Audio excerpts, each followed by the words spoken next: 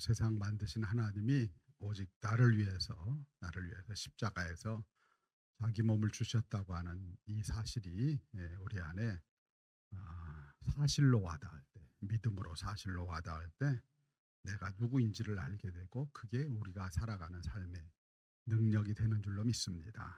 그럼 우리가 다른 곳에서 나의 자존감을 찾지 않아요. 주님 안에서 자존감을 찾게 되고 그게 우리의 삶의 능력이지. 세상 사람들은 다 세상에서 이런저런 것들을 통해서 자기 존재를 찾으려고 합니다. 근데 우리는 주의 십자가 보혈 앞에서 주님이 나를 위해서 이렇게 죽으셨다고 하는 이 사실을 통해서 내가 누구인지, 내가 얼마나 귀중한 존재인지, 내가 얼마나 존귀한 존재인지 그것을 깨달아가는 것, 이게 복음의 능력인 줄로 믿습니다.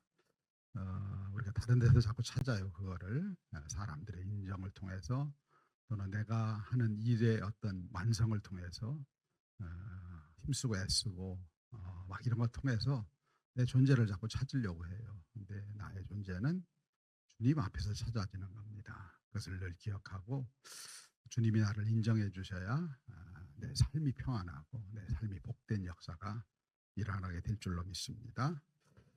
이사야 선지자가 하나님이 우리를 잊지 않았다 이렇게 이제 선포를 해요. 하나님이 우리를 잊지 않았다라고 선포하는 거예요. 근데 이 말씀을 받고 이스라엘 백성들이 그냥 힘든 거예요. 이 말씀 자체가. 왜 힘드냐면은 아니 우리를 잊지 않았다고 하는데 왜 우리 삶은 이렇게 힘든 거야라고 하는 그런 의문이 드는 거죠. 왜냐하면 이들은 어디 있느냐? 지금 포로로 끌려와 있어요. 여전히 포로입니다. 그러니까 잊지 않았다고 하는데 우리 왜 포로 생활을 수십 년이나 지금 계속하고 있는 거지 하는 이제 그런 의구심이 생기게 되는 거예요.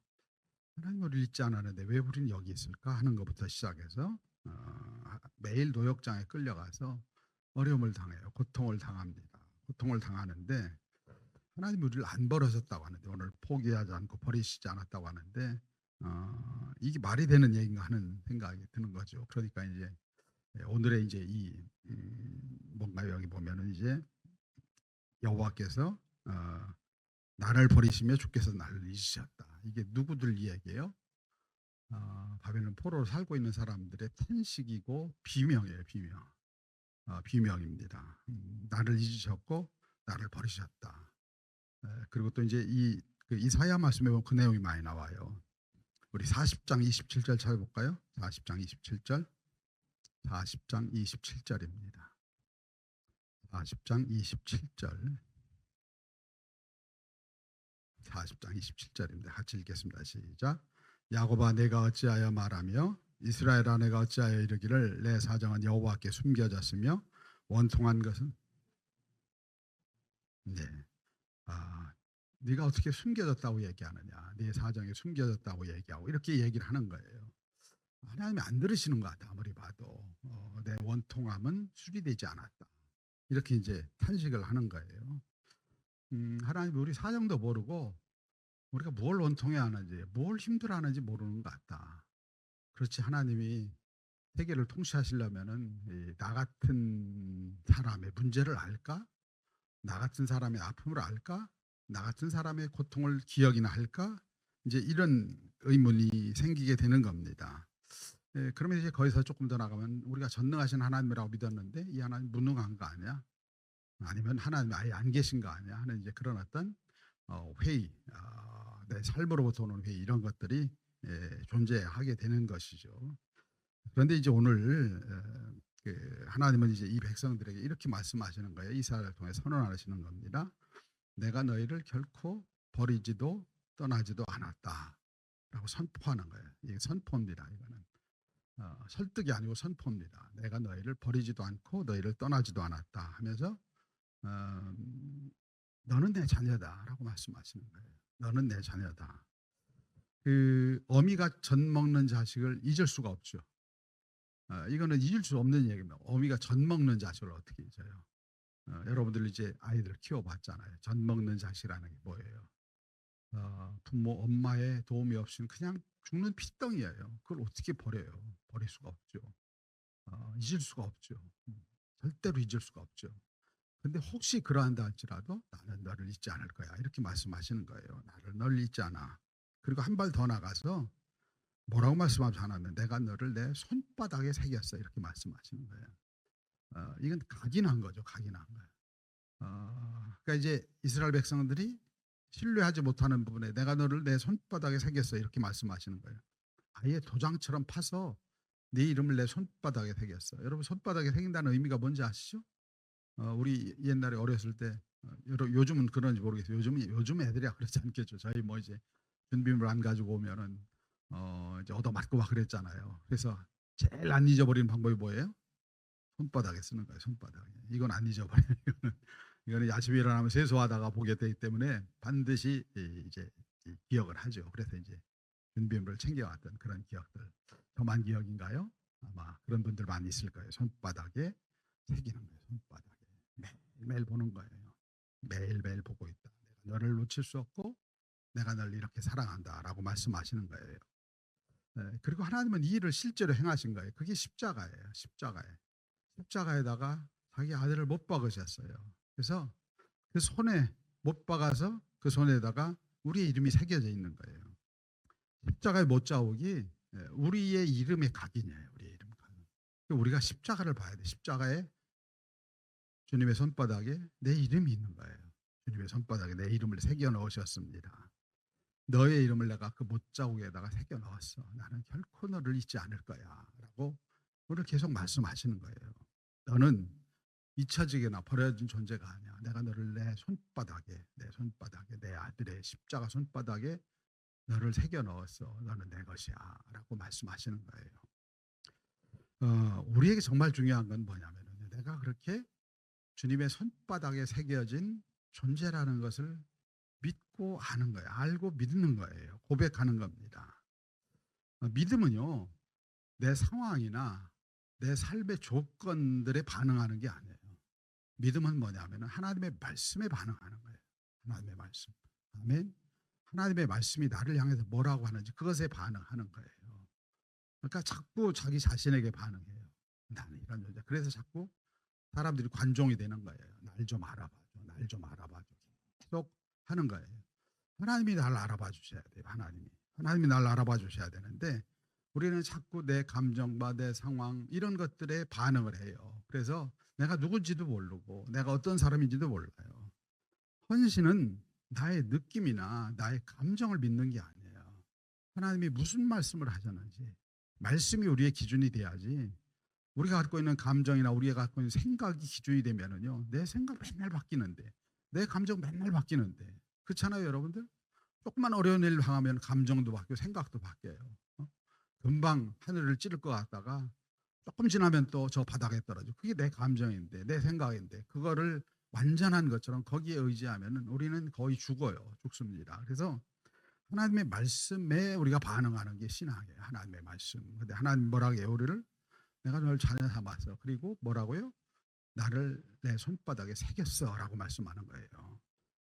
믿음으로 받은 이스라엘 백성들이 바벨론 땅에서 이제 오늘 이 말씀 가운데 이 말씀 있잖아요. 내 성벽이 내 앞에 있다. 이게 무슨 얘기예요? 성벽이 다 무너져서 아무것도 없는 줄 알았는데 하나님께서 아니야 이미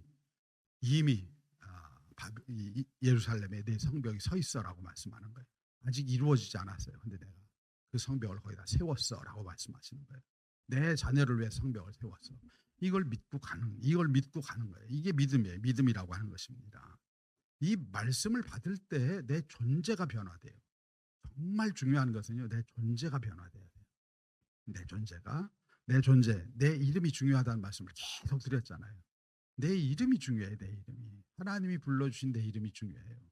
여러분 갖고 있는 자연이 내 이름이 아니라 하나님이 불러주신 그 이름이 중요한 거예요. 하나님의 자녀라고 하는 이 정체성, 이게 가장 중요한 거예요. 세상에 어떤 것보다 이게 더 중요한 거예요. 이게 변화가 돼야 되는 거예요. 이게. 내가 너를 평가하는 것이 아니라 내가 나를 평가하는 거예요. 내가 어떤 사람이야. 우리 맨날 평가하잖아요. 평가하다가 내가 이게 아니구나 하면 절망하는데 내가 나를 평가하는 것이 아니라 하나님이 나를 어떻게 바라보시느냐, 이게 더 중요한 거예요. 하나님이 나를 어떻게 바라보시냐. 여러분 어떻게 바라보신다고요? 손바닥에 새긴 존재로 바라보시는 거예요. 아멘. 아멘. 그게 우리의 자존감이에요. 신앙인의 자존감은 거기서 찾아야지 어디 세상에 가서 찾으려고 해요. 그게 우리의 자존감이라고 하는 것입니다. 그 말씀을 믿음으로 받으면은요, 내 존재가 바뀌는 축복이 일어나요. 내 존재가 바뀌어야 되거든요. 존재가. 이솝우화에 이런 얘기가 있어요. 요술쟁이와 생쥐라는 그런 우화가 있습니다. 생쥐가 이제 고양이를 무서워해요. 고양이를 무서워합니다. 그러니까 이제 생쥐가 요술쟁이한테 부탁을 했어요. 나 고양이가 너무 무서워 죽겠어. 고양이 때문에 죽을 것 같아. 그렇게 얘기를 합니다. 그래서 이제 이를 불쌍하게 여긴 요술쟁이가 생쥐를 고양이 모양으로 만들어줘요. 고양이가 되게 해요. 그러니까 고양이는 넘었어요. 고양이는 나도 같은 고양이니까 그렇게 바꿔줬더니 다음에는 뭘 무서워해요? 개를 무서워해요. 개를 무서워합니다. 이게 개 모양으로 다시 바꿔준 거예요. 개로 바꿔준 겁니다. 그랬더니 그 다음에 뭘 무서워해요? 호랑이를 무서워해. 호랑이를. 그러니까 요술쟁이가 있다가 야, 나는 생쥐가 돼야 되겠다 그냥 얘기하는 거예요. 겉모습은 바뀌었는데 내면이 안 바뀐 거예요. 속사람이 안 바뀐 거예요. 속사람이. 그러면은 바뀔 때마다 그거에 반응을 해요. 속사람이 안 바뀌니까. 영혼이 안 바뀐 거예요. 겉모습이나 상황이 바뀌었다고 바뀐 게 아니에요, 여러분. 내 영이 바뀌어야 된다고 제가 늘 말씀드리잖아요. 내 영이 하나님이 인쳐준 존재다.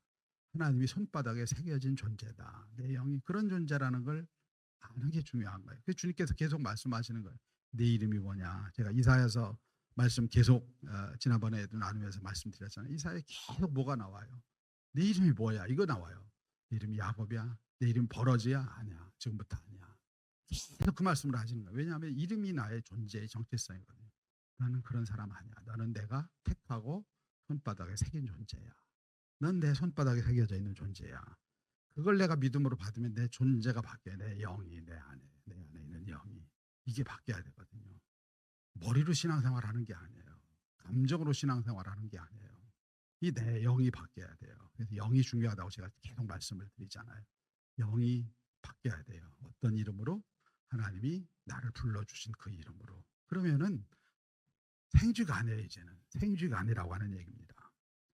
과거에는 조금만 상황이 흔들리면은 금방 마음이 바뀌고 막 몸이 반응하고 부들부들 떨고 이게 생쥐 신앙이거든요. 생쥐 신앙. 그런데 하나님이 나를 손바닥에 새겼다고 하는 이 믿음으로 이걸 받으면요, 땅이 황폐해도 두려워하지 않아요. 이게 호랑이 신앙이고 이게 하나님의 자녀의 신앙입니다. 그 신앙으로 우리를 부르시는 거예요. 진정한 복은 우리 자꾸 이제 우리는 어떤 환경이 바뀌는 거, 물론 그것도 중요하죠. 환경이 바뀌는 거. 이런 것들을 생각을 해요. 근데 정말 중요한 것은 내 존재가 바뀌는 거예요. 내가 진짜 하나님의 자녀구나. 손바닥에 새긴 내가 진짜 하나님의 자녀구나. 이 확신이 있으면은요, 이 확신이 있으면 우리 삶이 변화가 돼요. 우린 자꾸 뭘 얘기해요? 환경이 바뀌면 내 삶이 바뀔 거야. 아니요. 환경이 바뀌어도요, 생쥐가 개가 돼도요, 존재가 안 바뀌면은 맨날 그 자리에 있는 거예요. 맨날 더 두려운 게 생기고 더 두려운 게 생기고 그러는 거예요. 내 존재가 바뀌어요. 내가 하나님에 대해서 자라는 내 속이 바뀌면은요, 그러면은 외부에 보이는 것들이 바뀌어요. 외부에 보이는 것들이 바뀝니다. 그럴 때 그걸 진짜 변화됐다고 하는 거예요. 근데 우리 맨날 뭘 구해요? 이 환경 바꿔주세요. 이거 바꿔주세요. 이거 바꿔주세요. 그렇게 얘기를 해요. 그거 바뀌면은 더 무서운 게 와요. 여러분, 그거 바뀌면 더 무서운 게 와요. 더 힘든 게 와요. 봐요, 여기 생쥐 개를 했더니 그다음 뭐가 와요? 호랑이가 와. 호랑이가. 이게 그런 거, 인생이 그런 거예요. 근데 내가 내 본질이 바뀌어야 되는 거예요. 주님이 오늘 우리를 뭐라고 부르세요? 내가 너를 내 손바닥에 새겼다. 이게 우리의 존재입니다. 존재고, 그렇게 우리를 사랑하시는데, 그러면은 거기서 담대함이 나오고, 그 담대함 가운데 믿음으로 나가면 하나님께서 거기에 은혜를 부어주시는 거예요. 생쥐인데 맨날 거기다 은혜를 부어주셔도 그 은혜를 받을 수도 없고요, 그 은혜를 감당도 못해요. 그렇잖아요. 생쥐에게다 뭘 주면은 생쥐가 어떻게 감당하겠어요? 그러니까 하나님께서 먼저 하신 게 뭐냐면은 내 존재의 그릇이 바뀌라고 하는 거예요. 너는 내 손바닥에 새긴 존재야. 너는 내 자녀야. 이게 바뀌지 않는데 아무리 좋은 걸 갖다 주면 그게 좋은 건 줄 알겠어요? 몰라요. 그러니까 하나님께서 계속 말씀하시는 거예요. 내 이름이 바뀌어야 돼. 너는 내 손바닥에 새긴 존재야라고 말씀하시는 거예요. 아, 고난 주간은 주님의 고난을 기억하는 주간이기도 하지만은 그 주님이 왜 고난을 당하셨는지, 왜 고난을 당하셨는지, 그냥 그분의 고난을 묵상하면서 아, 힘들었겠다, 힘들었겠다. 이게 아니에요, 여러분. 고난 주간은 뭐예요? 그 주님이 바로 나를 위해서 고난 당하셨다고. 나를 사기 위해서, 나를 당신의 손바닥에 새기기 위해서 그분이 고난 당하신 거예요. 그분이 그냥 아무 이유 없이 고난 당한 게 아니에요. 그분이 고난 당한 이유를 알아야 그게 능력이 되는 거예요. 그걸 모르면은 괜히 고난 당하신 거예요. 왜 고난 당했어요? 나를 손바닥에 새기기 위해서. 나를 당신의 은혜로 사기 위해서. 그게 나예요. 그게 납니다. 고난주간을 살면서 내가 누군지 다시 한번 보시고 자꾸 상황과 이 어떤 주변 조건에 흔들리고 이러면은요, 생쥐예요, 생쥐. 맨날 생쥐예요. 그냥 생쥐에 그쳐버리면 돼요. 그걸 넘어가야 돼. 넘어가야 돼. 주님, 오늘 나에게 내 영에 말씀하여 주시옵소서. 내가 너를 손바닥에 대겠다. 이것이 내 안에 진리가 되게 하여 주시옵고, 이 진리가 내 안에서 올라와서 내 삶을 변화시키는 역사가 일어나게 하여 주시옵소서. 이와 같이 기도하며 나가는 복된 시간 되기를 주님의 이름으로 축원합니다.